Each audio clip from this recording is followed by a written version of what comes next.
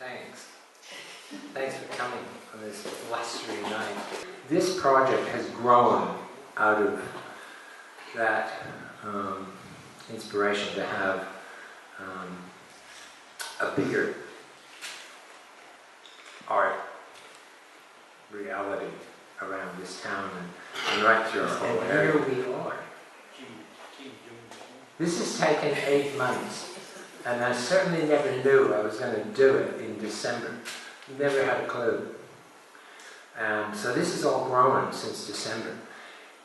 And I've never applied for an arts grant. I've been working as a professional artist for 40 years.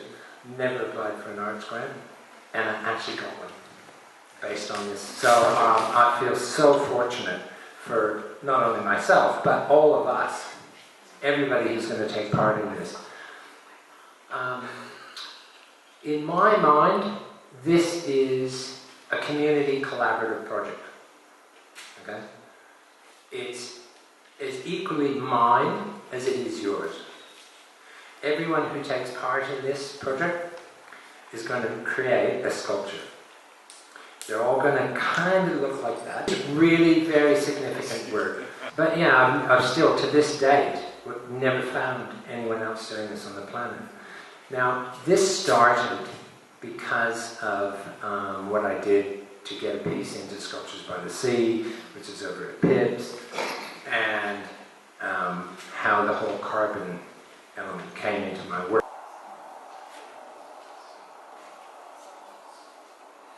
So this is a bit of history. This is where I started, and the whole carbon program, Carbonature program, started with bark in 2015. Warren Wells is driving that truck, and we're dragging that piece out.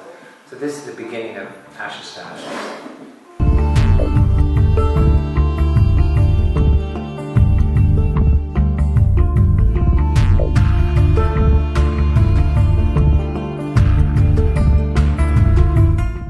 Once they saw what I did with Ashes to Ashes, they commissioned me to do this work.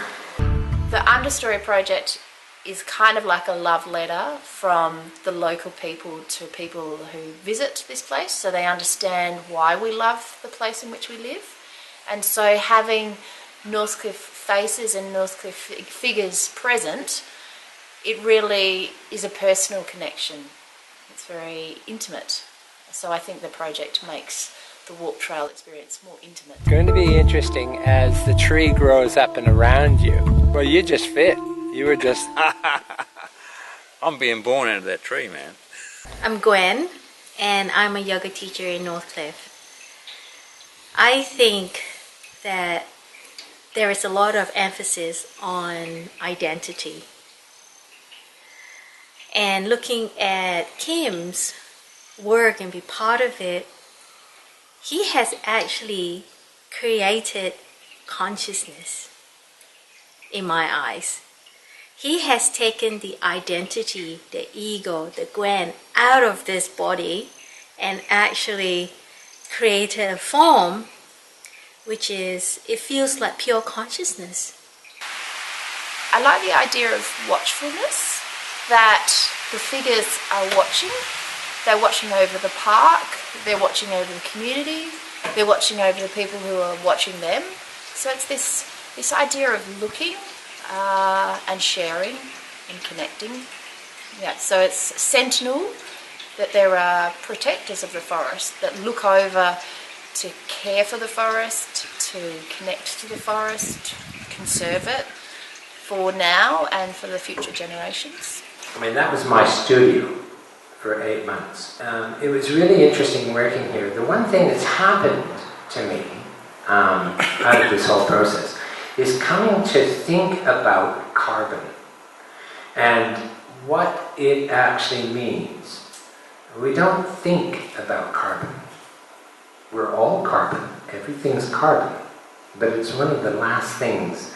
We just kind of chuck it up on the periodic table and forget that it exists. Where in actual fact, carbon is a really magic element. There's 2 carbon glues, carbon sugars, that glue our DNA together. And those two carbon sugars exist in every life form on this planet. If it wasn't for those two carbon sugars, nothing would exist, as we know it. And so, as a sculptor, as an artist, we're all on our own personal journey. This has really become quite a phenomenal kind of personal journey for me. And that's kind of why I want to share it with everybody else. I know that all of you have the capacity to do exactly what I'm doing. You don't have to be creative. All you need is the will to want to be part of it. And we together will all make fantastic sculptures at the end of the day. And hopefully, we will make 30 sculptures.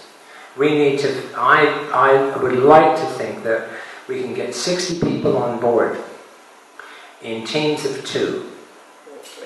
And over a period of 1 week, if you can allow me 1.5 to 2 hours a day, and I'm going to try and fit in with your work schedule, so we're looking at actually establishing a workshop, say, between 3 in the afternoon till 8 at night.